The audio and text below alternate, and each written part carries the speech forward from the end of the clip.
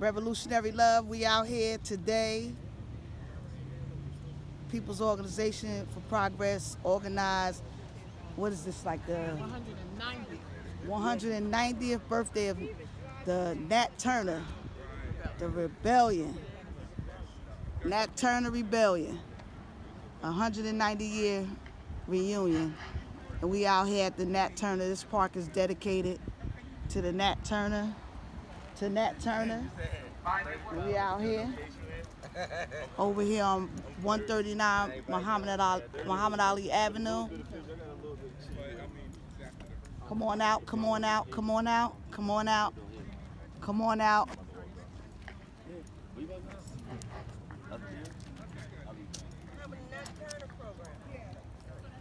Come on out, Newark residents, and all the revolutionaries, come on out to the Nat Turner 190th reunion.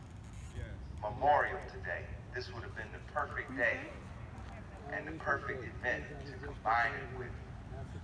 But there's so much going on. I mean, the event, yes, we start.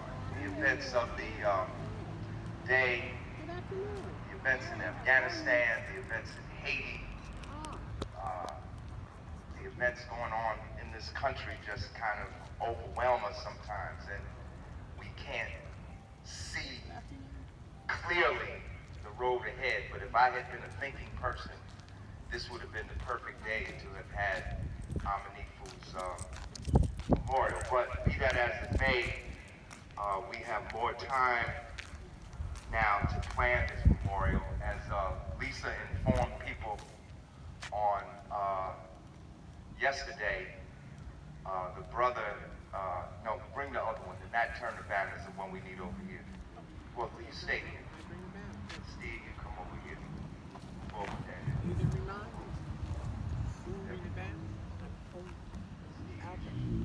Maybe yours. Yeah, same like his. Yep, okay.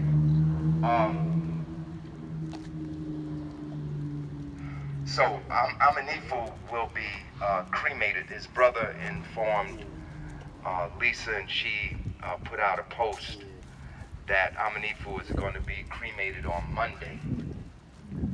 So, you know, everybody keep his spirit in your thoughts and prayers. His spirit has already moved on. His earthly remains will be resolved on Monday. And we really miss Amanifu, but we're going to have next Thursday, we're going to put together a committee. This came out of our meeting on this past Thursday. We spent so long actually discussing what had happened with Amanifu that we actually didn't form the committee. But next Thursday, we will form a committee for his memorial. And the committee will determine whether it's going to be in-person memorial or whether we're going to do it virtually. We will leave that to the committee to decide. But the reason I bring Amanifu up was because Amanifu was a freedom fighter in the spirit of Nat Turner. In fact, Nat Turner's rebellion was in Virginia, and Amanifu Williams was born in Virginia. Right. Him and his siblings. And normally Amanifu would be right here, probably sitting right where Blair's sitting right now, and waiting for me to call on him to come forward to give us his opinion on Nat Turner and what has happened since then. But amongst the freedom fighters that I have known personally over the years, he certainly was one of the greatest. He was always first on the scene, when he had a car and when he didn't have a car. He was very punctual. Punctuality was definitely one of his main characteristics. And he was our link to the movement. He knew and worked with many of the people that were stellar personalities in the Black Liberation Movement. You know, we often commented on how he and Harriet Tubman were comrades. They used to go out together. But he knew Dr. King. Amanifu, as a very young man, had probably as a teenager, had been involved in the civil rights movement. He had met Dr. King on several occasions, and I know this because he told me so. You know, I used to take him home all the time, and we would have conversations. And he knew and had worked with Dr. King and civil rights workers. You know, he had soldiered with Malcolm X. He was with Malcolm X at the hotel. I think, is that the Pennsylvania Hotel across the street from Penn Station in New York? He was with Amanifu was with Malcolm X. Then he was known as Brother Milton X. And he was with Malcolm X the day that Malcolm made the chicken coming home to roost remarks. Later on, he left the Nation of Islam and became involved in the Black Power movement and the Black Nationalist movement, and joined the US organization that was led by Maulana Ron Karenga at that time. And he was a strong supporter. That's where he got his African name from, his Swahili name, Amanifu. He and I don't know how many of y'all know the group Mtume. Y'all know Mtume, that group? Yes. James Mtume was a member of the US organization with Dr. Maulana Karenga. And after they were with Dr. Karenga for some years, they left the West Coast, they left us and came to the East Coast and joined the Committee for a Unified Newark, which was part of the Kawita nationalist movement, and it was led here by Amiri Baraka. And they were here for some time. I think both of them at some point had been involved not only with the Committee for a Unified Newark, but also BCD, that was based in East Orange. But Amanifu was, at the time that I met him in 1971, he was with Amiri Baraka. I don't know how many of y'all can remember back that far, but if you remember the members of the committee, they wore what was called a talasimu. It was an African symbol. Most of them were carved out of wood. Amanifu was the one that made those talasimus, made them for everybody in the organization. Like if you had gone to Amanifu's house, he had like an assembly line set up where he was making is not the word, he was manufacturing talasimus. I mean, manufacturing the talasimus. And just like he was responsible for helping to decorate the Refile University on South 9th Street, if you had been to the Hikalu Umoja, which was 502 High Street, or if you had been to the Hikalu Mwalimu, which was 13 Belmont Avenue, you would have seen that decorated. Amanifu was responsible for a lot of that decorating that was going on in both of the Hikalus. Hikalu Mwalimu was Temple of the Teacher. Hikalu Umoja was House of Unity, Temple of Unity, House of Unity. So Imam Amanifu was with the Committee for a Unified Newark for many years, and then with the dissolution of the committee, he became an auto worker. He was a member of United Auto Workers Union, UAW, at Ford in Edison. See, I had it wrong, because I was saying GM and Linden. Someone corrected me, and I accepted correction humbly. It was Ford in Edison. And as Brother Napoleon told us on our meeting on Thursday night, Amanifu was the head of the Radical Caucus. Are you surprised? Amanifu was the head of the Radical Caucus within the UAW, which eventually came to power and took over the union, took over the local that was there for a time. You know, and not only that, but Amanifu was an entrepreneur. Not only did he work at the auto plant, but he had his own, like, look, this is something he told me. He had his own little side business. He bought a van, because, you know, the bus service wasn't great taking people out there. And so he had a little service where he'd pick up workers and take them to work. You know, that was the entrepreneurial spirit that was in Brother Amanifu. And he came, of course, after UAW, he joined African Echoes. Remember, many of y'all remember African Echoes. He was active with African Echoes, and then Refall. I wish Kasaka Wee was here, because Kasaka Wee can tell this part. Kasaka Wee was also in African Echoes, and out of that came Refall. Kasaka Wee was the founder of Refall, which originally I think was reconstructing economics for African liberation. I got it right, thank you, sir. You know, and Refall has been a mainstay in Newark for decades now. I have the highest admiration for Refall. I have the highest admiration for Ka, who at one time was also involved in the People's Organization for Progress. They actually have been trying to put into practice Ujamaa, which is cooperative economics, and Amanifu was active with them. And then at a certain point, probably sometime in the late 90s, maybe early 2000s, Amanifu was sent as an ambassador from Refall. He just didn't come to POP. He just didn't like, one day I'm gonna join POP. Amanifu was sent as an ambassador from Refall to POP to strengthen relations between the two organizations. And this is an important point to remember, because this is an important organizing point, coalition building, building alliances and coalitions, because none of us is the movement by ourselves. The movement is all of us and all of our organizations with all of our different perspectives and different opinions, but all of us that want the liberation of black people and the liberation of all humanity. That's the movement. And what we have to do is find ways to work together to make the movement stronger. Because division is death. Division is death. Make no ifs, ands about division. Disunity is death. It is political death, and under certain circumstances, it's physical death.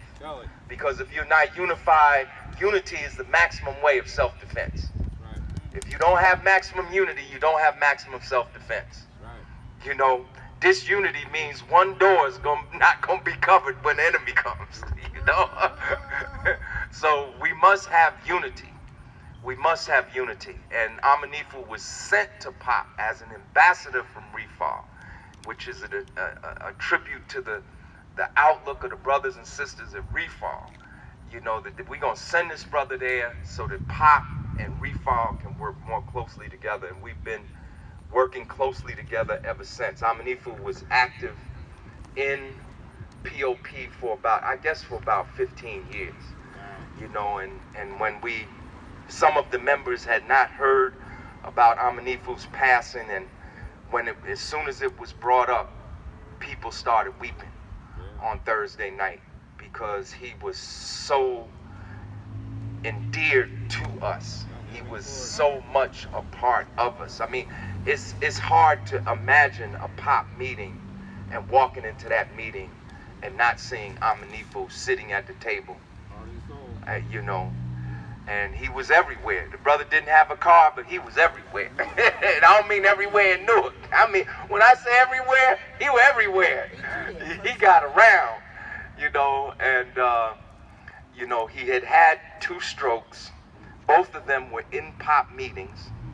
The first stroke was at an executive committee meeting in East Orange at one of the members' houses, but it was like a micro stroke. Amanifu didn't even want to stay at the hospital. We took the hospital. He left the same night. But he recovered. I mean, he knew his body, he recovered. But he had the second stroke at the POP meeting at Abyssinian. And that was serious. And it left him incapacitated. He was partially paralyzed. He couldn't speak. And he was in such condition that he couldn't leave the hospital. He was a naturalist, he was a herbalist, he didn't like doctors, he didn't like hospitals, but he could not lift himself up that second time from that bed. And they kept him, and he began to recover. I mean, it was a slow recovery, but he recovered. In fact, just a couple of weeks ago, the last time I took him home, I was saying, wow, he sound like old Amanifu. You know, like, I don't know how many of y'all have interacted with people who have stroke and lost their ability to talk, but it takes them a while to get it back. When they get it back, it's slurred for a while, and then it gradually, and he was like, I was like, wow, he sound like the old Amanifu. And then we had the press conference in front of the federal building on voting rights. He brought himself downtown. We saw him get off the bus at the corner of Walnut and Broad Street, and that was the last time I saw him. We were told by the family that the neighbors had not heard him stirring for a while. You know, he lived in a two-family house, so they could hear, you know. They had not heard movement, and they called the police, and police did a wellness check, and he was there. And his body now, well, it was with the Essex County Coroner's Office. I believe now it must be, if he's going to be cremated on Monday, it must be at the undertaker, the funeral director, as they say. And so on Monday, he will be, his earthly remains will be resolved. And I hope that everybody will keep him in your thoughts and prayers. You know, we're going to talk today about Nat Turner. But if you knew Amanifu, you'd have a sense of what Nat Turner was really like. You know, someone who was totally committed to black liberation, to the uplift, to the redemption, to the reconstruction, the liberation of black people, you know, who had dedicated their whole life to that. You know, you don't meet too many people like that. You know, like you see them in you know, you saw them in 1980, and they was fighting in 1980, and you see them in 90, and they still fighting, and you see them in 2000, and they still fighting, and you see them in 2010, and they still fighting, and you see them in 2021, and they still fighting. You don't meet a lot of people like that in your lifetime. That was Amanifu, but Amanifu go back before, because Amanifu started probably in the 40s. Certainly in the 50s, because if he was active with Dr. King in the Civil Rights Movement, he'd go back to the 50s. So imagine meeting somebody who had been in the struggle, actively been in the struggle for liberation for almost 70 years. Most of us ain't 70 yet, except some of us. But that was Brother Amanifu, and he was a black nationalist. He believed that black people should control the politics, the economics, the social development of their communities. He was a Pan-Africanist. He believed that black people all over the world had a bond and should work for the common cause of black liberation all over the world, wherever black people are at. He was an internationalist. I mean, if you knew Amanifu in recent years, you'd be like, Amanifu, you going to the Cuban embassy today? Because he was 100% in support of the socialist revolution in Cuba. He took me to the embassy. I had never been to the embassy. He took me to an event to the Cuban embassy. Y'all saw that picture I posted where I'm standing next to that huge picture of Fidel? That's Amanifu took me there. That's the Cuban embassy. I took a picture. I said, oh, there's a picture of Fidel. Fidel was not alive. Let me stand here, you know. But Amanifu introduced us. Amanifu brought us doctors to speak at the pop meeting. Doctors who had been in, where were they at? Where had they gone? The Cuban doctors. I forgot, some crisis. Well, one of the, I think they had been to Africa. It was in Cuba. It was in Africa. I think he had brought us some of the Africans. He brought us some of the relatives of the Cubans that had been locked up by the U.S. government. I mean, he was 100% in support of the socialist revolution in Cuba. So I think it's safe to say that Amanifu was also a socialist and an internationalist, in the sense that he believed that this capitalist system, this imperialist system, is not capable of giving us the liberation and the social and human development that we need as human beings. And I wish, the only thing I wish is to echo is something that someone said the other day, was that we had done a full recorded interview with Amanifu. And this is, so whoever made that comment in the last meeting, Queen Mother made that comment.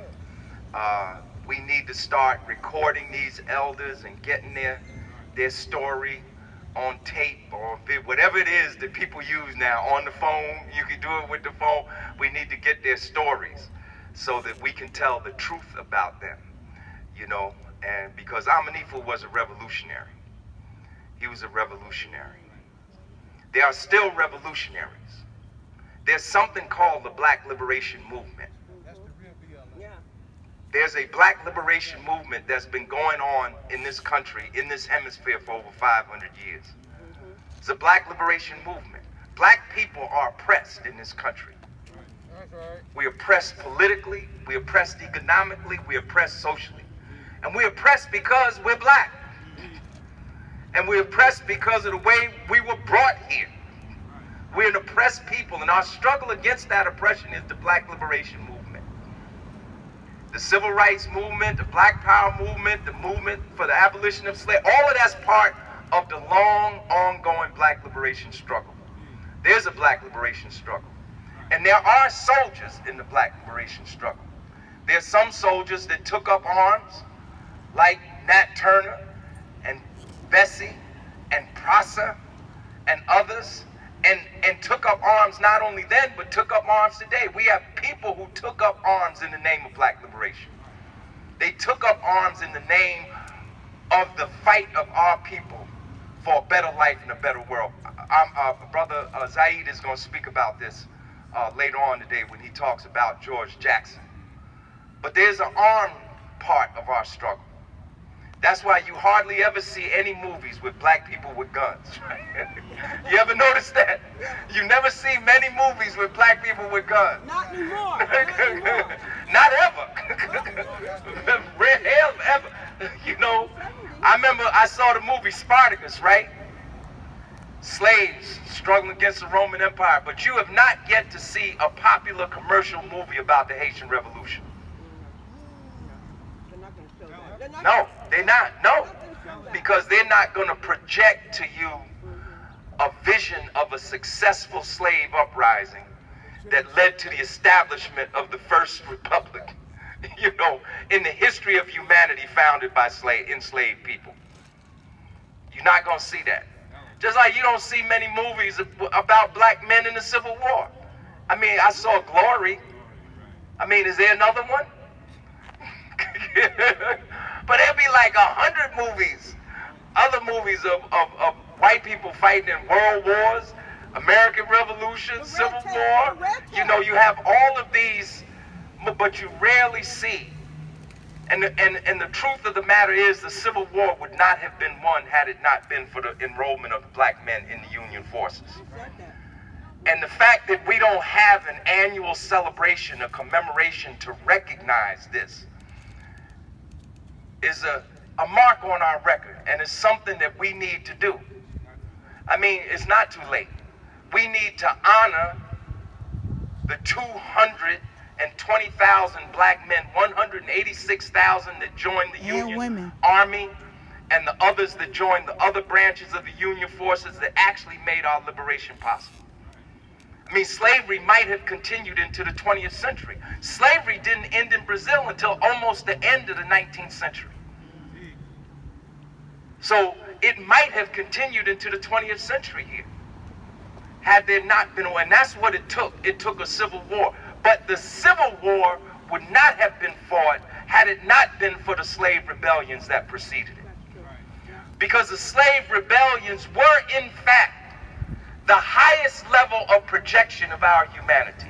Because had we accepted the enslavement of our people, people would have said, surely these are less than human. Because no human being would accept the degree of violence and subjugation that had been heaped upon us all those years. And we rose up every year from the beginning. We rose up in the continent. Even before we got on the ships, a lot of people walk around, they talk about Queen Nzinga. They say Nzinga. But do you know who Nzinga was? She led the rebellion against Portuguese enslavement.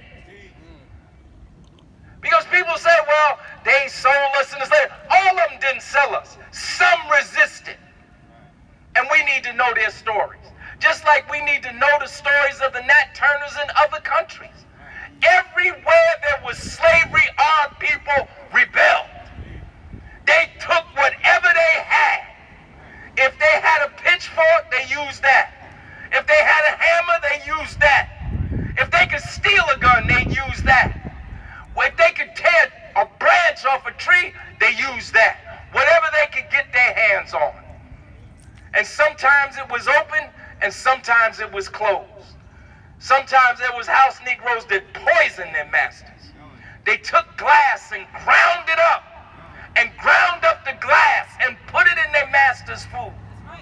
We resisted. Never let anybody tell you or sell you the lie that at any point, beginning, middle, end, any point, we accepted slavery. We never, ever accepted slavery.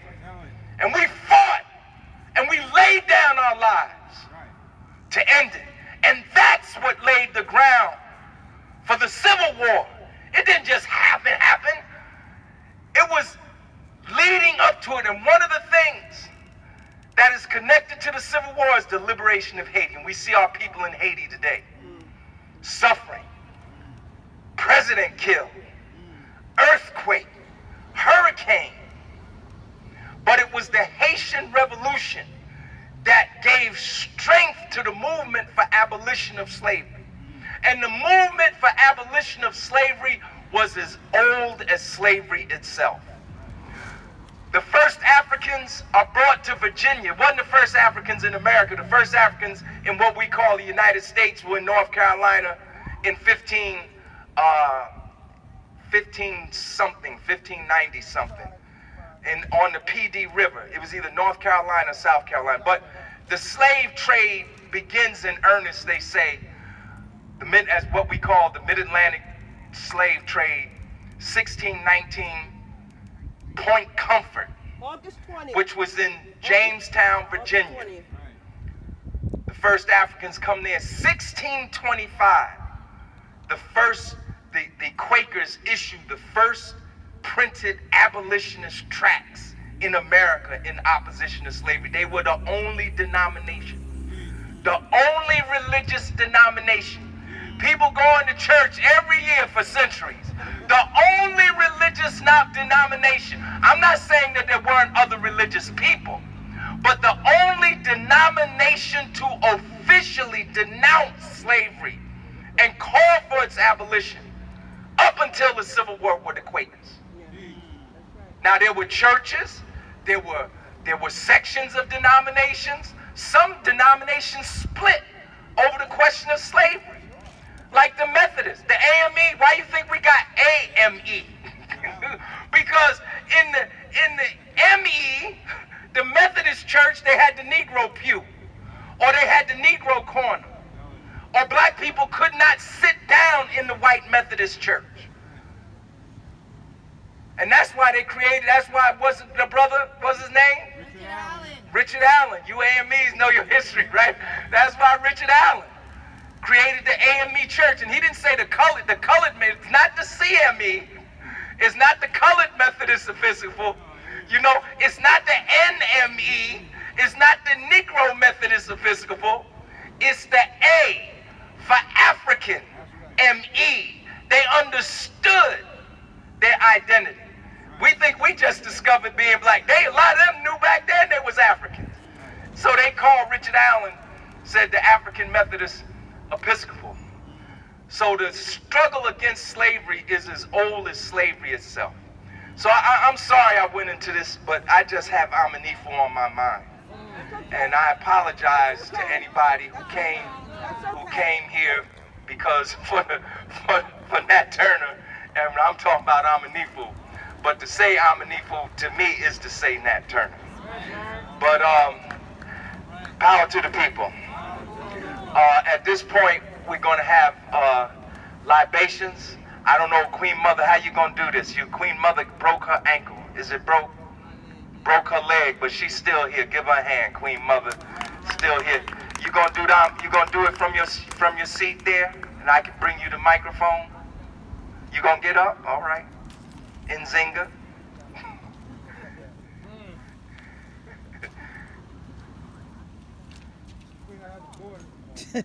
Nzinga. And I want to thank, while Nzinga Queen Mother's wouldn't coming take no forward, I want to thank vaccine. everybody. I see we got the Rodwell Tell you that Spivey family here today.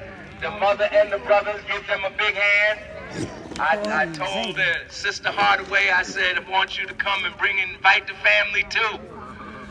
Because this is part of our struggle. We want justice for the Rodwell Spivey brothers.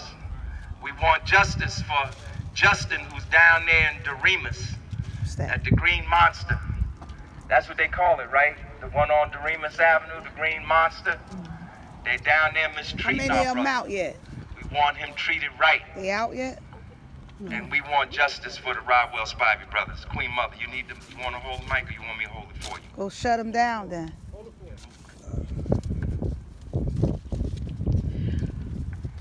We don't have any young people here today. We young? I'm What you mean by young? I don't mean anything. I mean we don't have any children. That's okay. That's okay. Well, okay, who's the youngest of the young here? We need someone young and someone who is an elder. You're about the youngest. You're the youngest. Explain that, son, because you ain't gonna be young forever. You're young. You're all young. Explain. He's the youngest of us. Oh, okay. Peace and blessings, peace and freedom. Shalom, how is everyone today? To represent the young. Okay, can you do me a favor? Can you put that down? Okay. And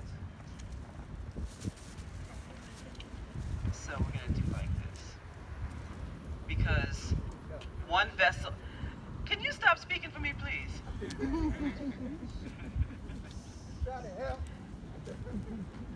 Last time I knew, my mouth was working. Thank you. I appreciate you trying to help. Okay.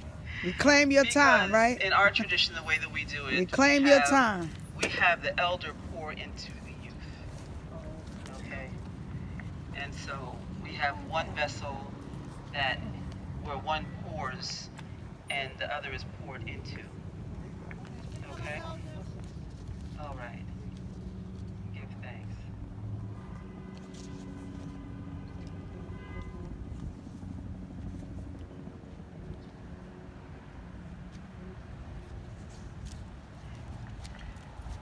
Okay, so we're gonna use.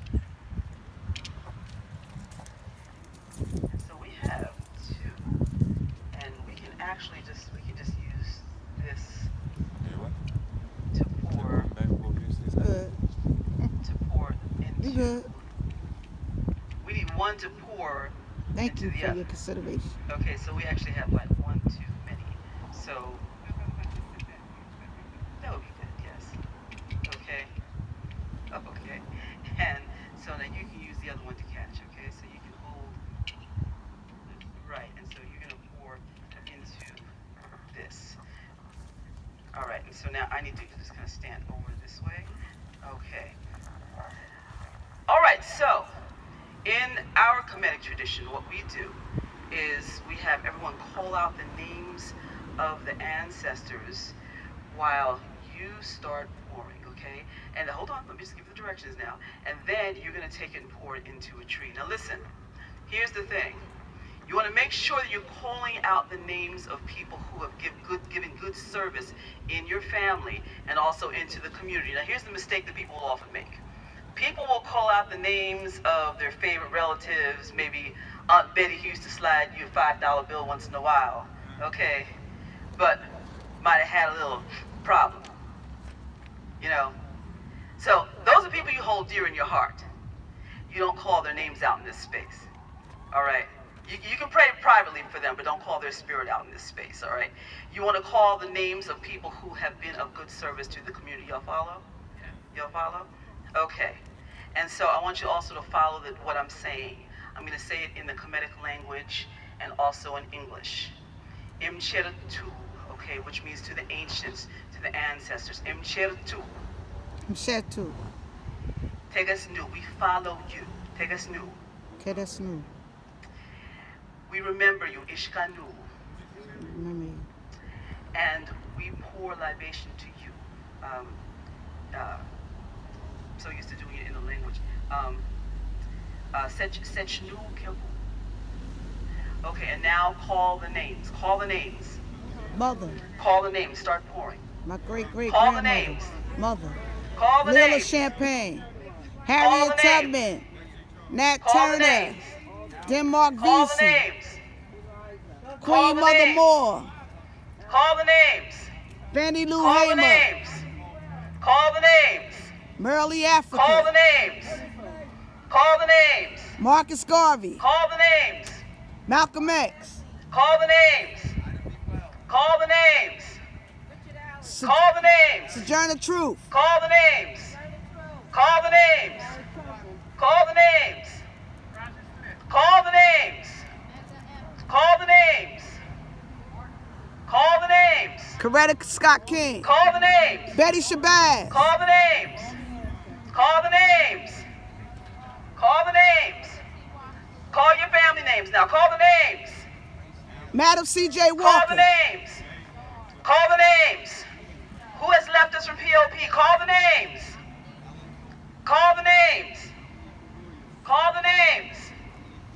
Call the names. Call the names. Call the names. Call the names. Call the names. Call the names. Call the names. Queen And with that we say Nzinga. thank you to them. We say Shepsu. duau. Duau. Duau. Duau. Duau. And we say Ankh, which means life. Ankh. Ankh. Ankh. Ankh. And now we clap it up for our ancestors. Clap it up. Woo! Clap it up. Clap it up. And now as we Thanks. bear witness as our youth pours it into, let's choose that tree right there. Okay?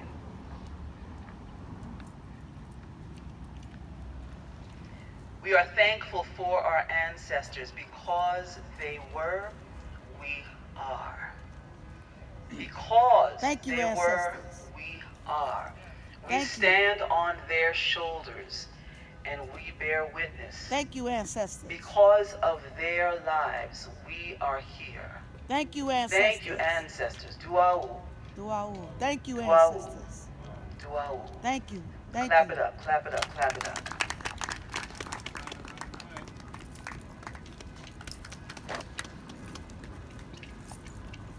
Give our Queen Mother a big hand. Give her a big hand. Woo, woo, woo, woo,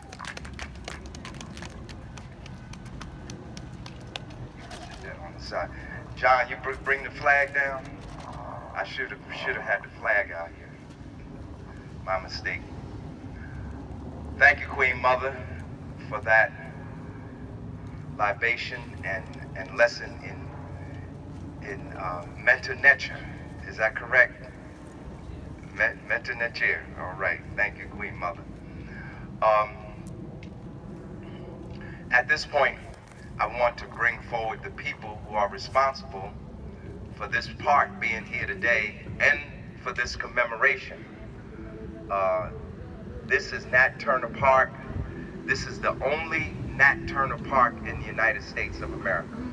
There's no other city that has a Nat Turner Park. Now, somebody need to do some research and see if there's another city that even has a park named after someone that actually lived. There's no other city. This is the only one that has, this is the only city that has a park named after someone who led an actual slave rebellion. So this is something that we should be very proud of.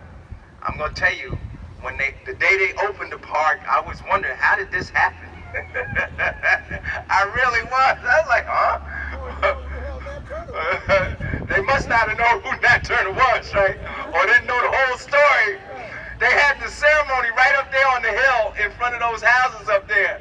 And all the officials and everybody was out there. You know, I read about newspapers, so I came out. I was like, wow, they did this? Okay. Cory Booker was the mayor at that time. Yeah. So, but it would happen because the people demanded it. And I'm going to bring forward the person who can best tell that story. The leader of the Friends of Nat Turner Park, responsible for this park, Sister Elizabeth McGrady. Give her a big hand. Come on, give her a big hand. She deserves all the praise for herself, for the organization, and for everybody that had a hand in making this happen. And she can talk about those people. Take your time and tell the story. Good afternoon. We have to thank so many people. Roger Smith, many of you may not know, he was part of that.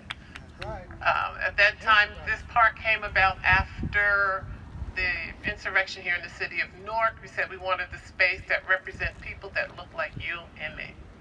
So it was Roger Smith at that time. It was the mayor at that time, which was Sharp James, Amiri Baraka, and so many others. I can't call everyone's name, but those names I do remember. They said we will have a park here in the central ward of Newark named after Nat Turner Park. For years, this park had been named before it was built. It took 30 years for this park to come to creation. What happened was the Trust of Public Land came in and said, we're going to build the park, Nat Turner Park. Everyone said, Nat Turner Park, where? In Newark? We got them. Yes, this space had been dedicated since the 70s, named as Nat Turner Park. They came in, they took the community into task. They brought the community in. We had several community meetings of what they wanted in this park. So what you see here is what the community wanted. We wanted an amphitheater. We wanted a multi-purpose area for events such as this. We had a play area for the smaller children to come play. Central comes over, they play. Many of the other high schools and colleges play on we have a regulated field. This park is here for the community. It is a community park. It is such that it is the only park here in the Central Ward.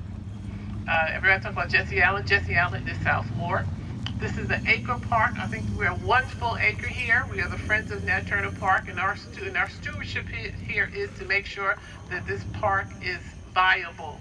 It is sustainable for the community, that we have events here in the city of Newark, in the Central Ward of Newark, that represents our community. Not just everyone comes in and uses our park, but we have events for the community, that the community comes in and they have to say what they would like to have, as well as our pool. As you can see, they're working on the electrical part. They've redone that. So we hope that on the 191st celebration, we will see you and you bring 2 more people with you as we celebrate the commemoration of the uprising of Nat Turner. Thank you.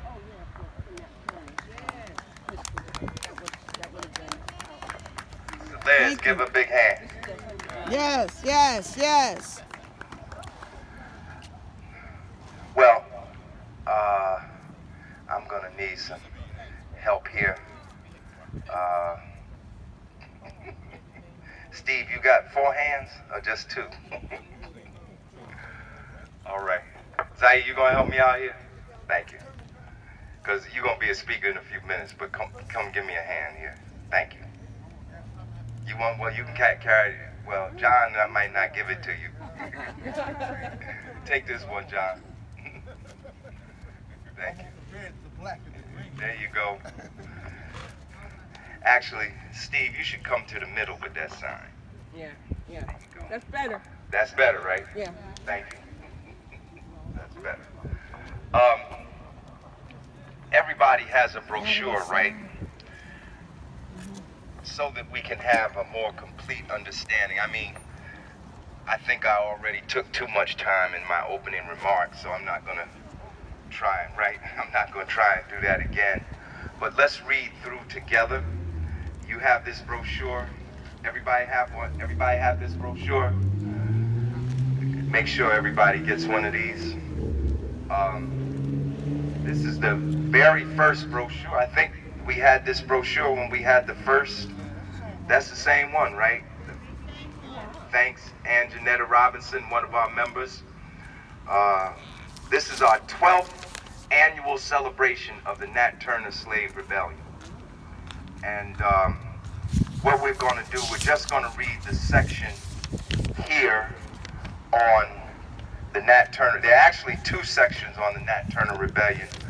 We're going to read from the first part.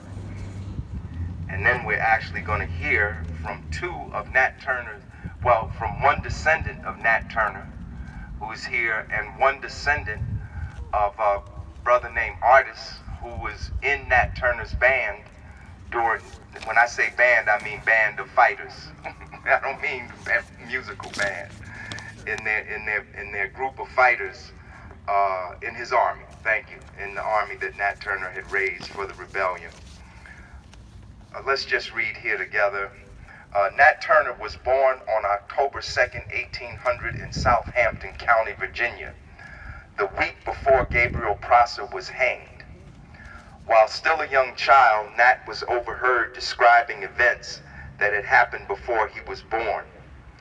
This, along with his keen intelligence and other signs, marked him in the eyes of his people as a prophet intended for some great purpose.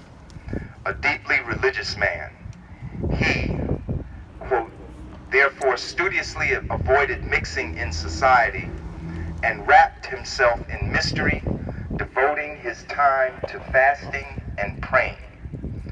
On May 12, 1828, Turner had his third vision, and by signs in the heaven that it would make known to me when I should commence the great work, and until the first sign appeared, I should conceal it from the knowledge of men. And on the appearance of the sign, I should arise and prepare myself and slay my enemies with their own weapons. In February 1831, there was an eclipse of the sun. Turner took this to be the sign that he had been promised and confided his plan to the four men he trusted most: Henry, Hart, Nelson, and Sam. They decided to hold the insurrection on the 4th of July and began planning a strategy. However, they had to postpone the action because Turner became ill. On August 13th, there was an atmospheric disturbance in which the sun appeared bluish green. This was the final sign.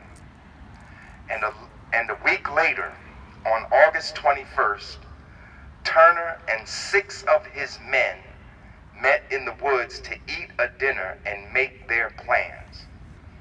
At 2 o'clock that morning, they set out to the Travis household, where they killed the entire family as they lay sleeping. They continued on from house to house, killing all of the white people they encountered. Turner's force eventually consisted of more than 40 slaves, most on horseback. By about midday on August 22nd, Turner decided to march toward Jerusalem, the closest town. By then, word of the rebellion had gotten out to the whites. Confronted by a group of militia, the rebels scattered, and Turner's force became disorganized. After spending the night near some slave cabins, Turner and his men attempted to attack another house, but were repulsed. Several of the rebels were captured. The remaining force then met the state and federal troops in the final skirmish, in which one slave was killed and many escaped, including Turner. In the end, the rebels had stabbed, shot, and clubbed at least 55 white people to death. In total, the state executed 55 people, banished many more, and acquitted a few. The state reimbursed the slave holders for their slaves. But in the hysterical climate that followed the rebellion, close to 200 black people, many of whom had nothing to do with the rebellion, were murdered by white mobs. In addition, slaves as far away as North Carolina were accused of having a connection with the insurrection and were subsequently tried and executed. The state legislature of Virginia considered abolishing slavery, but in a close vote decided to retain slavery and to support a repressive policy against black people, slave and free. I'm going to read this second part.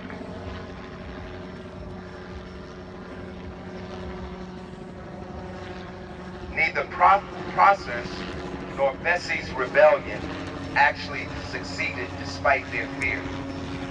European Americans believed that in the end, God had protected them.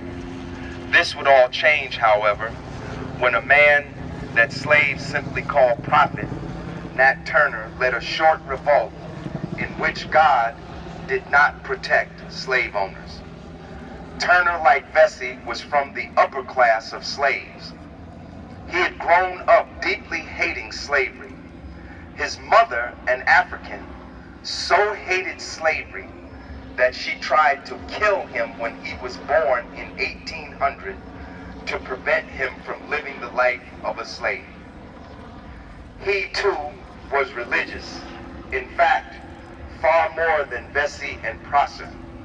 His Christianity was a religion of visions and mystical experience. By the time he was a young man, Turner had become unofficially the major religious leader in Southampton County in Virginia. Unlike Vesey, Turner's Christianity emphasized not the Israelite deliverance, but the latter days of Christ in Jerusalem and the apocalyptic promise of a new Jerusalem. His rhetoric had a place as well as a spiritual meaning. Jerusalem, Virginia, lay nearby. All of his disciples, 7 of them, were fired by anger and religious passion. One, Will, had been so abused by his master that he was covered with scars. On the appointed night on Sunday, they left Turner's house and entered the house of his master where, with only 1 hatchet and 1 broadaxe between them, they executed all the members, including 2 teens, with the exception of an infant. Then they moved from house to house throughout the night and executed every European American they could find, with the exception of a white family that owned no slaves. Will chopped up his master and his wife so passionately that Turner called him Will the Executioner. As they went from house to house, they gathered slaves and weapons. By Monday, they were approaching Jerusalem, but were turned back by a regiment of European Americans. Turner dug a cave and went into hiding, but when troops arrived, they scoured the countryside and executed slaves by the hundred. Turner, however, was never caught for over 2 months. During all this time, Virginians were seized with panic. Hundreds fled from the county and many left the state for good. Turner, however, was eventually captured and hung. This was the last straw. From this point onwards, no slave owner lived comfortably with slavery now that they understood the anger, the resistance, and the vengeance that boiled beneath the burden of slavery. Let us have a moment of silence for Nat Turner and those that were executed. As you see, we got a helicopter. For Nat and all of the soldiers, The including MPD, Will, Newark Police that Department were executed. helicopter Let us have a moment of silence. flying over this Nat Turner's commemoration. See it and hear it for yourself. Now I'm going to ask Blair Silver to come We and got say all a this few crime words. Blair Silver in this is city, a direct murders. descendant of Nat Turner. Give her a They big want hand. to fly over this commemoration. Thank you, thank you. the friends of Nat Turner, words really can't express how much I appreciate you guys. You guys are unapologetic. You guys are proud, steadfast. You guys are intellects. You guys are out there, and you guys exude that meaning. Last time I was here, I did speak on the lasting effects that the insurrection had on us generationally. Like we've read that anybody in connection, they were executed. Their heads were beheaded and they were put on a signpost, and the road was called Blackhead Signpost Road. And just a couple years ago, it was changed. So it was like that for a century, and now it's called Signpost Road. I just say that to say when I met Larry, it was at a Martin Luther King luncheon, and he was speaking, and the lady who invited me, her name was Audrey, and she's like, go tell Larry, you're connected to Nat Turner. And, I'm like, no, because, it's not really received well in the past. So, I was very hesitant. And then I told him, and sometime later, he asked me to come here. And I was like, Nat Turner Park? Like, there's a park? And when I came, I was expecting like a little, area, but there's a pool and a theater. I was talking to another descendant. His name is Bruce Turner. And he lives in Virginia. And I just have to, next time, be more time, just let him know earlier, because he would love. When I told him there was a pool and now there's a theater, I didn't know, he'll probably be super excited. He's also a historian and has taught me so much about, Nat Turner and our ancestry. So he was born a Turner, and then he was inherited, sold to Whitman. Then he was inherited by a 4-year-old boy, and then he was a Moore, and then he died at Travis. So a lot of our family still speak against the insurrection, and that has the lasting effect, which what happened when you were connected to him, for years and years. But you know what happens when you conform. So I am half Native as well. My dad is Halawasaponi, Native American, derived in North Carolina. And, just learning about both sides and what it means to conform. I was brought up to be very proud of my Native side, but when you learn so much and how they enslaved us too, they caught us and took us back to our slave owners, and they got a lot of credit for Nat Turner's rebellion, like they snuck them away. But these are lies that we learn in the educational system. These are lies that we learn when we're not taught about ourselves in the public school system. So we have this generational trauma that we're facing, and it's just so proud to see you guys here, and that there's a park with a pool and a theater, and that people are acknowledging who Nat Turner is. And it's very, very comforting, and I love every single one of you guys. And I'm gonna try to come back. Well, I'm gonna come back every single year, and I'm gonna bring Bruce next time. And just thank you guys so much. Give thanks, Sid. Give a big hand. Now we're going to hear from Queen Mother, whose relative artist was one of the soldiers in Nat Turner's army. And then we're going to hear from Zaid, because today is the 50th anniversary of the death of George Jackson. And then we'll have a poem from Sharon, and then we'll close it out. Give Queen Mother another hand.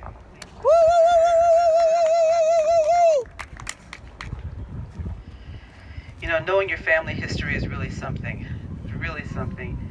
In my family, the younger generation is so excited about the fact that we are related to Will artists, Billy artists. There were two Wills who fought in the Nat Turner Rebellion. The one that Brother Chairman just read about was the Will who was enslaved. And my ancestor, Will or Billy Artis, was a free man of color, and just found out this year, got the confirmation that he was Haitian Dominican. And the reason I found that out and got that confirmation is because I was referred to this sister who was looking for a Kemetic minister to do her 10th year anniversary wedding ceremony by another Queen Mother out in California. And so, we were talking, and she said, there's just something so familiar about you. And she asked me to give her my bio so she could put it up on her Facebook page as far as who was doing her wedding ceremony. The next morning, I got a text from her, and she said, guess what? We're cousins. And so I called her the next morning, and she said, I'm an artist too. And so we were comparing notes from our connection through Ancestry.com, and she said, so Billy Artis is my ancestor too. And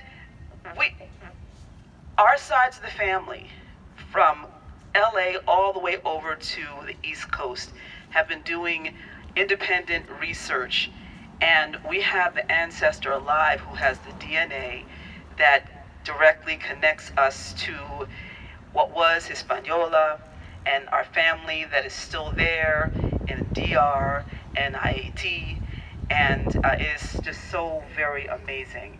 And every year there's more and more information that is revealed, and that there were two other brothers who also fought with Nat Turner. One was named Exum, the other one was named Arnold. Now the stories that have been told have said that Billy Artis took his life so that whites would not kill him before they got a hold of him. She told me that it was like a Sandra Bland situation where they actually captured him. He was imprisoned, and that they said that he killed himself, but they actually killed him because of the fact that he was a free man of color who chose to fight with Nat Turner. So he comes through my great-great-great-great-grandmother's bloodline, and her name was Easter Anderson Artis. And the year that he was killed, 1831, is the same year that my great-great-grandfather, Adam Toussaint Artis, was born. And I cannot tell you how proud I am every year to be able to be here and to honor the fact that I'm connected, although to me, when I look at my family on that side, there's so doggone much rebellion. My family has always been the kind of family to just do whatever they want to do. Whatever they want to do. And I continue to encourage everyone to keep looking into your family and to find the jewels that are there. I mean, the fact that there are just traces, even the fact that my great-great-grandfather's name was Toussaint. There are so many names that have been in the family that say directly of who we are. And the fact that there is shame still, as my sister said, in the family regarding being connected to the uprising. But those of us who are younger are so proud. It's telling of who I am today. Let us be proud of our legacies. Let us continue to own our history, and let us continue to tell our own stories. Power to the people. Power to the people. Thank you, Queen Mother. Give Queen Mother a hand. Give her a hand. Give her a hand. You know, if I didn't know better, I swear that helicopter was hazing us. You know, am I being paranoid? Am I being paranoid? No, It's healthy. I mean, what is there to see? I mean, ain't nobody hardly out here but us. We got so much crime going on in the city. Go it's crazy. Go get. Now I'm going to bring forward. And Sister Hardaway, I'm going to ask you to say something before we go, too. You're going to say something. No, I want you to go now because it's in tune with what's been said with the two relatives. I want to bring Brother Zaid forward to talk about George Jackson and the 50th anniversary. Give him a big hand, Brother Zaid Muhammad. Give him a big hand.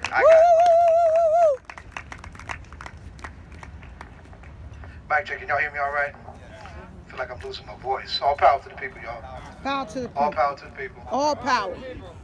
Yeah, All power, as we this should is have. Black August. Right? I want you to appreciate what we're doing today and whom we are honoring today in the context of appreciating what we call Black August. Right? And I would dare say that Black August is the ceremonial beginning of what we now call the prison justice movement in this country, created by the survivors of what happened in that prison on that fateful day 50 years ago today in California, to take stock of the courage that George Jackson represented, the leadership that George Jackson represented, and the organization that George Jackson represented. George Jackson was Field Marshal George Jackson. George Jackson politically trained men to leave the dungeons of the United States and California and to go back in the streets, back to again. the Black Panther Party. With all this That's- crime we that's got what's going taken on. from us do that. on I that can day. do whatever. Please don't do that. Black August is about honoring Please don't tell me what to do. our supreme sacrifices Please of suggest. resistance, right? And when we talk about armed struggle, we talk about Please suggest. these ancestral I'm gonna film uprisings, armed struggle. Suggestion then. Right? I'ma We're film talking you. about the courageous, I'm going to film the them. courage of our ancestors at its height without any apology or compromise whatsoever. Y'all understand what I'm saying? It broke my heart to hear Blair talk about the trauma that her families endured because they did not want to be identified with that. We need to fix that. We need to fix that. Blair, I don't know if you've been in contact with the Amistad Commission, right? You have, right? We need to blow that up. That's one vehicle in all those other places where we're at, where we say we're serious about who we are unapologetically, then we need to make it plain that our ancestors never accepted slavery. Never accepted And it. we never will. And there's nothing wrong, ever, with fighting for your freedom from oppression. Never is that wrong. So we're back again. So during Black August, we necessarily uphold. I don't think it's an ironic incident or out of the box that we would lose George on the same day that we lost Nat. I think it's a powerful thing that those days come together, right? August 21st, 1831, August 21st, 1971. I don't think that's an accident of history. I think that's the mathematics of ancestral connection. And don't worry about that damn helicopter. Tell them to get a good look at us. Get a look at what rebel slaves look like. Get a good look. Ain't nobody backing up from this. Ain't nobody scared of your goddamn helicopters. You think we don't call on this ancestor and get punky? You need to go fly your kite somewhere else, whoever you representing. No August 14th, 1791. Rituals matter, Queen Mother. Huh? Rituals matter. It was a place called Boykavan in what we now call IED. And a bad revolutionary warrior woman named Cecile organized the field slaves to come out from the mountains and to come down to the spot that they decreed would be the time where they would offer the sacrifice, make the ritual, and then vow in 8 days we would commence hostilities. They militarily were clear what they were doing. Commence hostilities. The language was clear. That would launch the beginning of the epic Haitian Revolution. There was a young man named Boukman Dada who did the service and would later die in combat. If you must die, die killing for freedom. And why is this kept? The Haitian Revolution was a slave uprising that was successful. The slave uprising that we won. And because of its success, not just because of its audacity, but because of its military success. The white man all over the Western Hemisphere, especially these racist bloodsuckers here in the United States, have been obsessed with not letting that country develop the way it should have had that opportunity to develop. You can't inspire slaves to be free and get away with it with this white man. All due respect, right? So, our folks have been we talk about the boycott and the sanctions against Cuba. Haiti, come on, we're talking several hundred years of how that country has been strangled by the United States. Several hundred years. And other countries. Right? Because you say And a whole lot of other Boukman, countries. you say Toussaint, you say Boy Caman, no matter where they are in the challenges of their situation, every single Haitian back stands up straight and proud, because in spite of all that, they know who the hell they are. They know who the hell they are. And when that place gets straight, I can't wait to see how virile that humanity will blow up and serve us in a way that they haven't had an opportunity to serve us.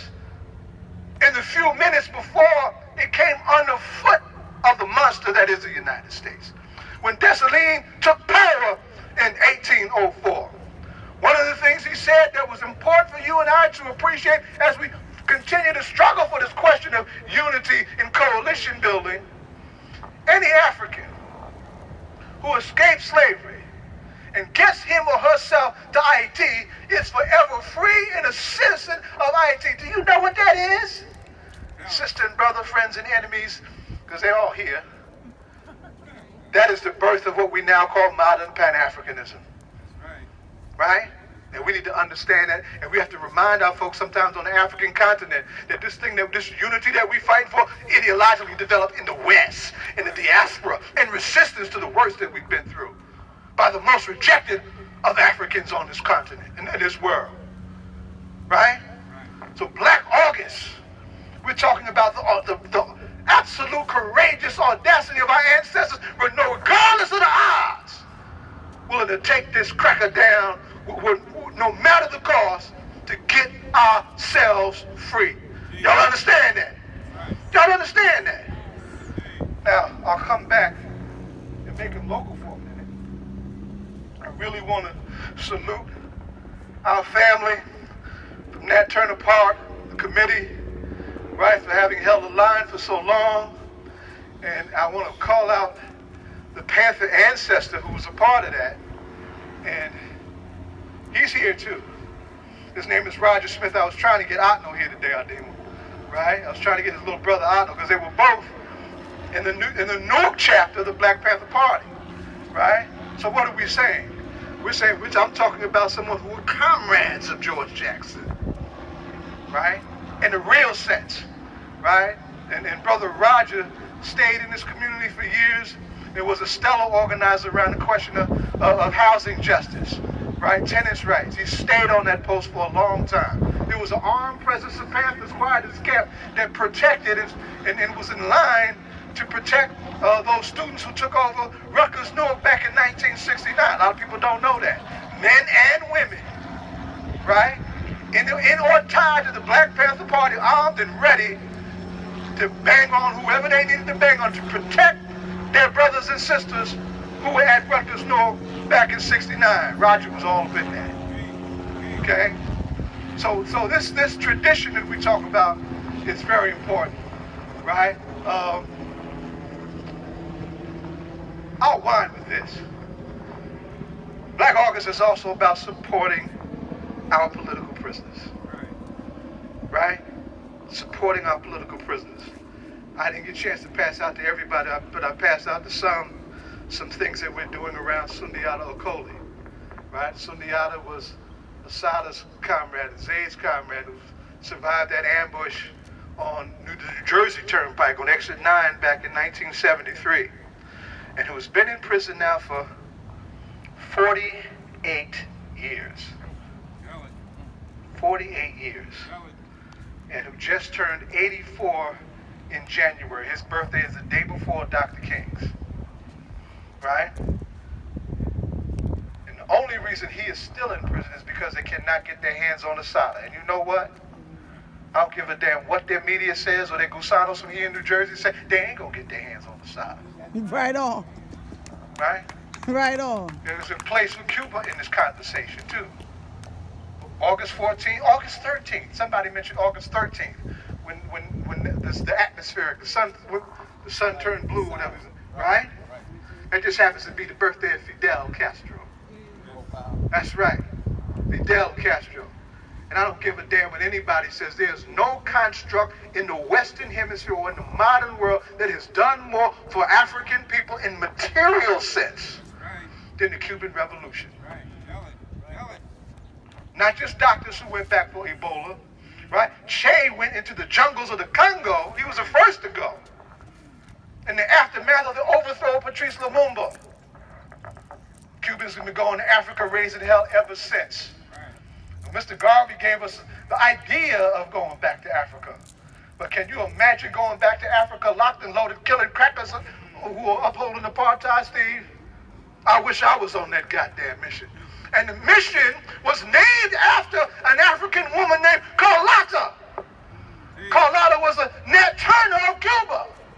1843, she led a slave uprising in Cuba. Bad little black woman. Absolutely fearless. Willing to pay the price for freedom. No, so see, this is blessed about resistance. Our ancestors never accepted slavery. Coming back to the question of political prisoners, I want to acknowledge this is a dark moment for political prisoners because most of them, as we know them, have been inside for as long as Sundiata has been inside. Right? August 8th is the birth anniversary of Dr. Mutulu Shakur. Dr. Mutulu Shakur, there's a doctor in prison. Right? Shakur, who happens to be the stepfather of Tupac Shakur. Huh? When the Panthers went to China, right? Some of them saw what China did naturally to clean itself up from the scourge of drugs that white man brought in to divide China. Right? It's called acupuncture. Well, the one who took that real serious was a young brother from the streets of Queens, New York, that would later become Dr. Mutulu Shakur. And Mutulu came back and trained black, brown, and white doctors who were down with our struggle coming out of the battle to take Lincoln Hospital that was done by the Young Lords in 1970 to clean our people up from the drugs, the heroin that had been dumped in our streets to kill the black liberation movement. Huh? That's why they came after Mutulu. And this same Dr. Mutulu Shakur was not just a doctor, inheriting that spirit. He too was a part of those armed formations that took shape when the party came under fire from COINTELPRO. Black Liberation Army was real. And it is a continuum of the Underground Railroad tradition of our struggle. And those men and women who were part of the Black Liberation Army were not at all apologetic about what they did. And goddamn it, neither should you apologize for that. There's nothing wrong for fighting for freedom. If crackers oppress you with arms, we can defend ourselves by way of arms. Right on, right on. And it's our right. It's our duty.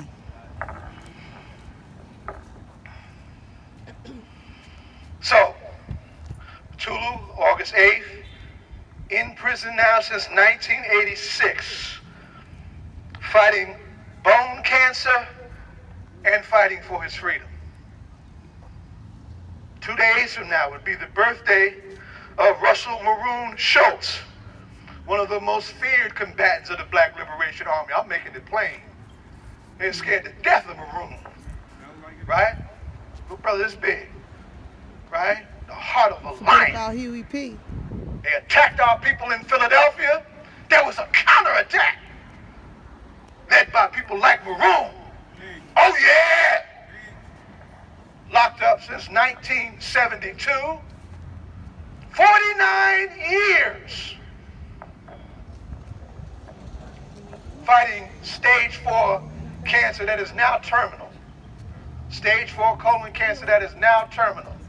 And we just went before a highly celebrated Democratic Party liberal Negro judge in Philadelphia for him to be released in hospice care as for medical compassionate release. The House Negro, being true to House Negro Forum, said he's still a threat to society. I cannot do that.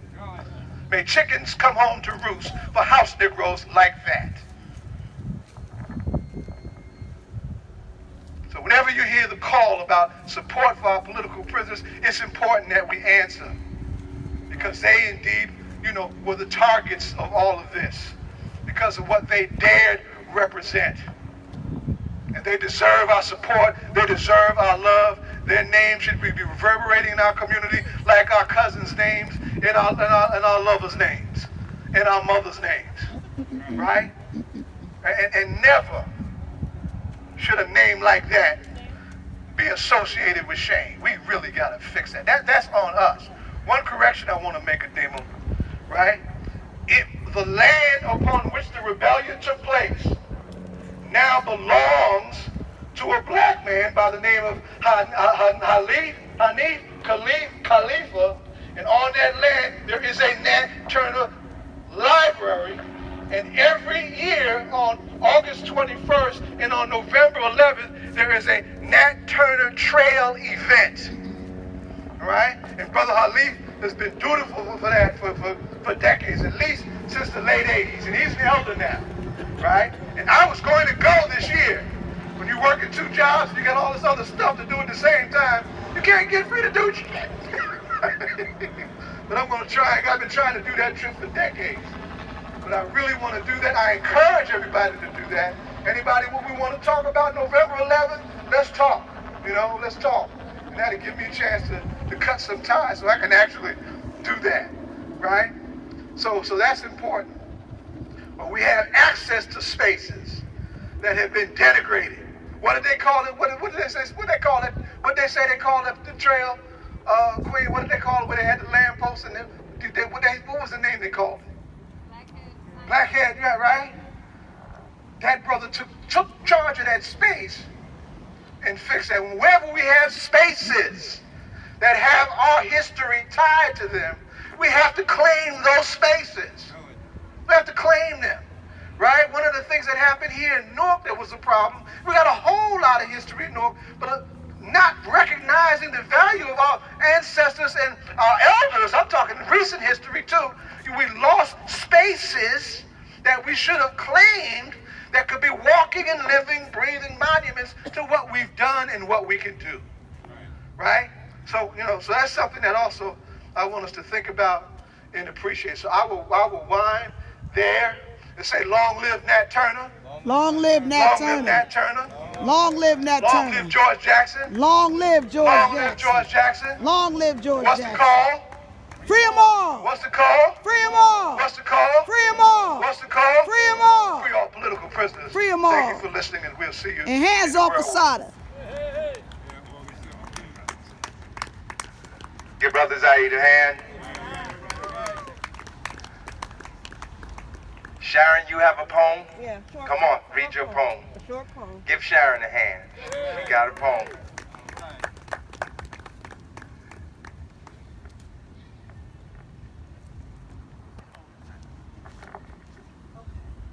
All right, this poem comes from an African American anthology of poetry from 1773 to 1927. Okay. All right. This poem is written by George Moses Horton, who lived 1797, they think, to 1883. George Moses Horton was a slave in North Carolina for 66 years. Horton published 150 poems in 3 volumes from 1829 to 1865. His subjects of his poems included his bondage, love, religion, nature, the art of poetry, and the Civil War. And the title of this poem is Liberty and Slavery. Alas, and am I born for this, to wear this slavish chain, deprived of all created bliss through hardship, toil, and pain, How long have I in bondage lain and languished to be free? Alas, and must I still complain, deprived of liberty? O heaven, and is there no relief this side the silent grave, to soothe the pain, to quell the grief and anguish of a slave? Come liberty, thou cheerful sound, roll through my ravished ears. Come let my grief in joys be drowned, and drive away my fears. Say unto foul oppression cease, yea, tyrants range no more, and let the joyful sound of peace now bid the vassal soar. Soar on the pinions of that dove which long has cooed for thee, and breathe her notes from Afric's grove, the sound of liberty. O liberty, thou golden prize, so often sought by blood, we crave thy sacred sun to rise, the gift of nature's God. Bid slavery hide her haggard face and barbarism fly, I scorn to see the sad disgrace in which enslaved I lie. Dear liberty, upon thy breast I languish to respire, and like the swan unto her nest, I to thy smiles retire. O blessed asylum, heavenly balm, unto thy boughs I flee, and in thy shades the storm shall calm with songs of liberty. Give her a hand. Thank you, Sharon. Give her a big hand. Before I ask Attorney Hardaway to come and say a few remarks, I'm going to ask a man named Bender to come forward, and he can tell you why I asked him to say some remarks. Give him a hand, Mr. Bender, and he'll tell you his first name. Power to the people. Power to the people. I've been in Florida for the past 2 years. I'm so glad to see you guys. You do not know. My name is Nat Turner Bender. And Zaid said he thought it was just something cool I put on Facebook. I got the birth certificate. And that's my real name. And right. You know, so I was born, I don't think it's about me, but I was born just after the long, hot summer of 1967. So, you know, my parents said they met in Newark in CORE, when CORE was the radicals and NAACP were not as radical. They moved to Plainfield because my mother started working there, and they lived within the, on Front Street, within the, you know, what do you call it, the National Guard was there on the corner, you know, of their by their apartment building. You know, my the first meeting I remember in my house was a meeting for the brother who was accused of the police. He was convicted of the police murder in Plainfield. Plainfield was the only place where in the rebellions, the only person that was killed was the police officer. Right. And that was the first public meeting I remember in my house, was the defense committee for Merritt, George Merritt. Back in the, you know, when I was a little kid. And they got him out, they got that conviction overturned because it wasn't right anyway. So that's a little tribute to my folks for giving me the name. And then, you know, I appreciate what you said, Blair, about, you know, then it becomes what you do with it, right? And so, you know, I got nice clean shave because I'm job hunting, but I still rock it. And, you know, when I take a look at, so the flip side of that is that one of my grandfather's comrades was writing Nat Turner's Rebellion, which was then published in '68, and, you know, Aptheker, and I got a signed copy of that. Aptheker's your grandfather? No, one of my grandfather's comrades. Okay. Right. So it was in my grandfather was Nathan. Yes, sir. Yeah, my my grandfather was, so this shows the difference of privilege, right? My grandfather wasn't executed. He was tried and convicted of conspiracy to overthrow the government of the United States, but he wasn't assassinated. He wasn't, physically victimized. He was in prison for some period of time. They went in there, him and his comrades went in there and organized the jails in Michigan, and they let him out of jail because they were causing too much trouble in jail, is the way they characterize it. That was in 50. That would have been early 50s. So, so I felt it was my responsibility at least to read that, to read the black intellectual's response to William Styron's confession, right? So what's the difference between a confession and a rebellion? Right. So the characterization and the characterization is, it's that same conflict, right? I remember now I was in a school in Plainfield, and so as an African American teacher teaching, snuck a little Nat Turner into the curriculum. The other kids knowing who I was, made fun of me, saying that Nat Turner is crazy, right? And because that becomes the impression, he saw signs, he was crazy.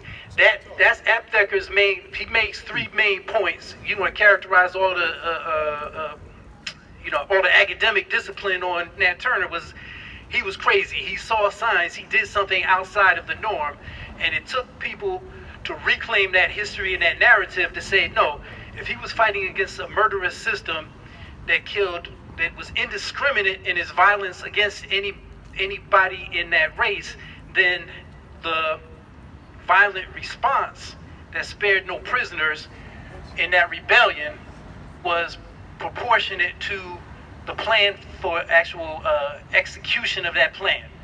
And it was actually a plan. So point number two is that there was a garrison of guns.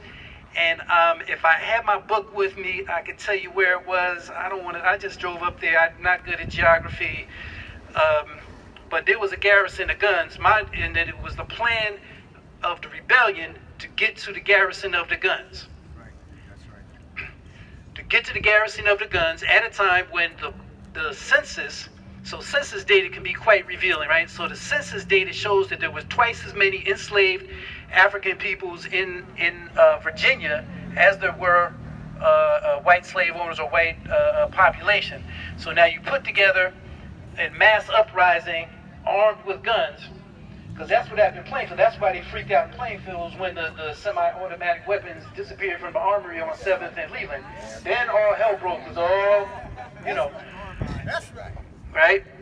So, anyway, so you put those things together is that there was actual plan. This was not the ravings of a madman, which a confession, which was tortured out of him, would have you believe.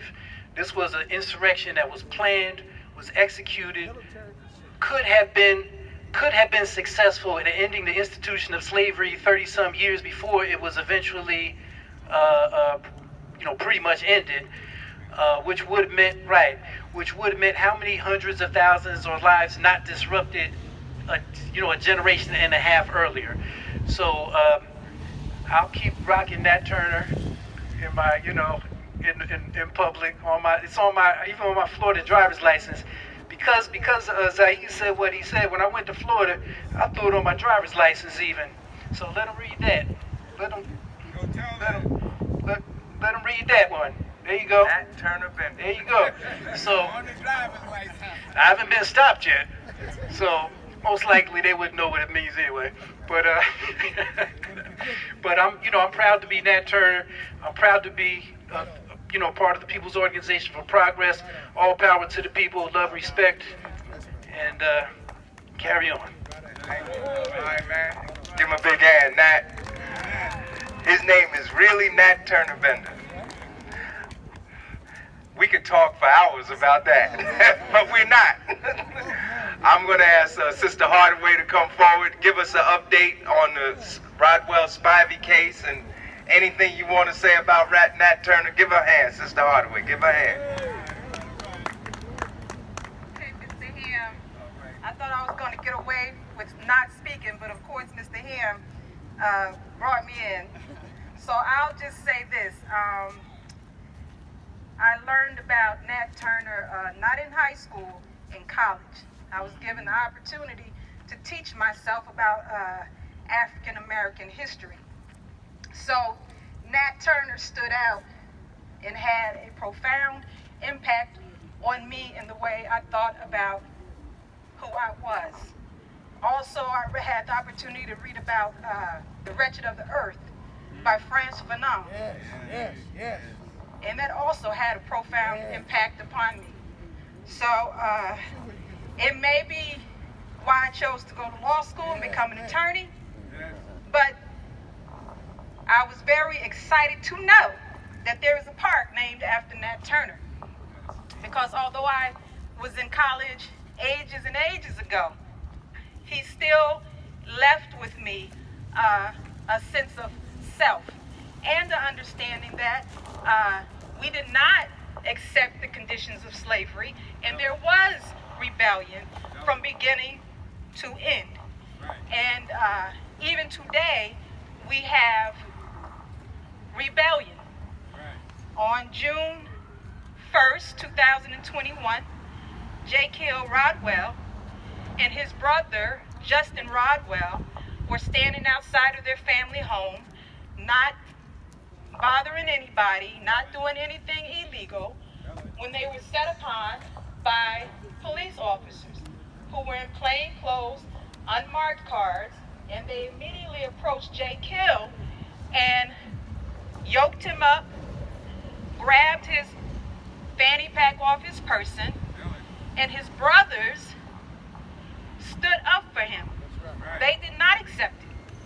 So when you think about how we are as a people, this is the prime example of present day black folks who will not accept being unfairly treated because of the color of their skin and perhaps how they look, what they were wearing, because they live in a particular neighborhood. These brothers stood up for one another. They all got locked up. And they still stood strong. Even in the face of harassment, the family will tell you that since this happened, they've been harassed on their block. The mother, Miss Rodwell, who's here today, she still stands strong. The stepfather, Mr. Rob, who's here today, he still stands strong. So they're not going to let these conditions that were thrust upon them, unwarranted,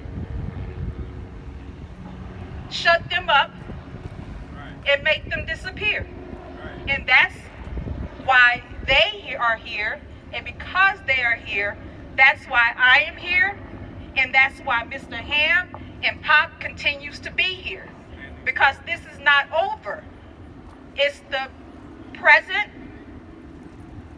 repeating the past under a different name, a different set of circumstances, but the same BS over and over again.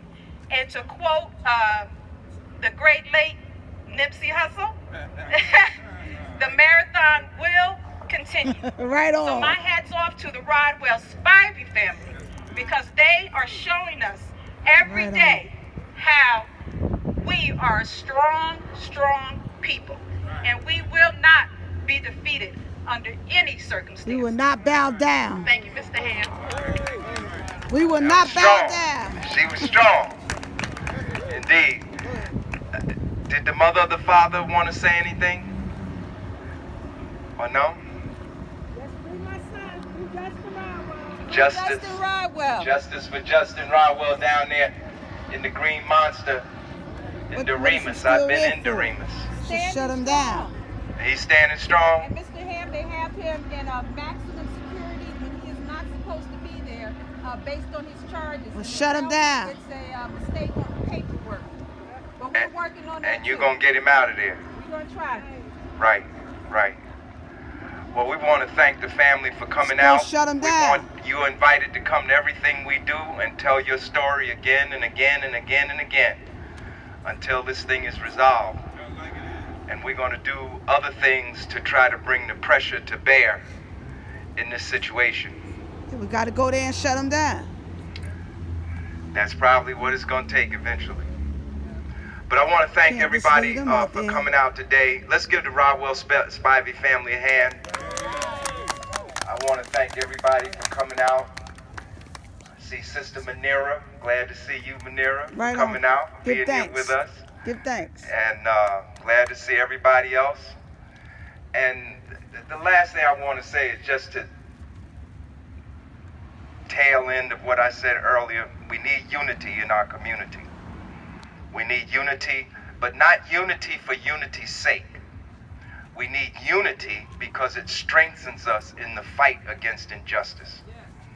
You know, it's not just about coming together and celebrating our inherent biological traits. It's about coming together to try to make conditions better for our people and conditions better in this country. Let me just say on George Jackson, Zaid gave an excellent presentation. I would urge people, George wrote, there are at least 2 books by George. One is Blood in My Eye, and the other one is Soledad Brother. And I read those when I was 18 years old. I bought those 2 books from Nyumba Ujima.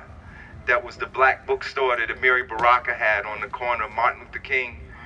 Well, it was High Street back then and Springfield Avenue. But there's a line in Blood in My Eye where George says, we're going to come together in numbers so strong that it will make the earth tremble. You know, you really should read that book. He wrote that, you know, he was killed on this day. He was killed. There was an uprising in the prison, and he was shot by a sharpshooter. A sharpshooter up in the tower shot him down in the courtyard, in the jail. And he actually, I don't know if he was the leader of the uprising or not. He certainly was known as a leader in the prison. He had transformed himself, you know, And but others. it wasn't a great transformation because he was like one of us when he was arrested. He wasn't like no heavy-duty criminal, you know, but he was in prison, and like Malcolm, he transformed himself. He counseled the other prisoners. He helped to write letters for them. He helped them in their legal fights. So he was known as a leader. And when the uprising occurred, a sharpshooter in the prison shot him down. He was only 17 when he went to prison. Did y'all know that? George Jackson was 17 years. Like when I say George Jackson, everybody, you know, they think of a man, you know, older, you know, maybe not old, but older. He was 17 when he went to prison. 17 years old. On a sentence of life, 1 year to life. Right. And so please read Soledad Brother, read Blood in My Eye, you know, and read about other political prisoners. I want to put this out now so that we don't forget it. I think we need to change our approach to this ceremony. This should become a significant celebration in our community. And the same way that we helped to organize for the Reparations March, where we turned out a very large number of people for the Reparations March in June. That was June 21st? Was that June 21st? It was June 21st. And that happened because a coalition of organizations came together. So what I'm proposing now for future consideration is that we bring together not only Pop and the Friends of Nat Turner Park, but we should reach out to a number of organizations to co-sponsor this event so that we can get more people out. Because our children should know the name of Nat Turner. Like if we stop children on the street, the way they know the name of Martin Luther King, they should know the name of Nat Turner. And you know, we should also know the names of leaders that led slave rebellions in other places. Like some of y'all who are from Jamaica know about Nanny, right? You know about Nanny. Right on. Right. Nanny led the rebellion in Jamaica. The Maroons. In Mexico. They have a huge statue to a brother that led a slave rebellion in Mexico. In Brazil. In some of the African countries, there are actually huge monuments to people that led slave rebellions there. And Carlotta in Cuba. So I want to thank everybody for coming out. And we look forward to seeing you. We're going to D.C. next Saturday.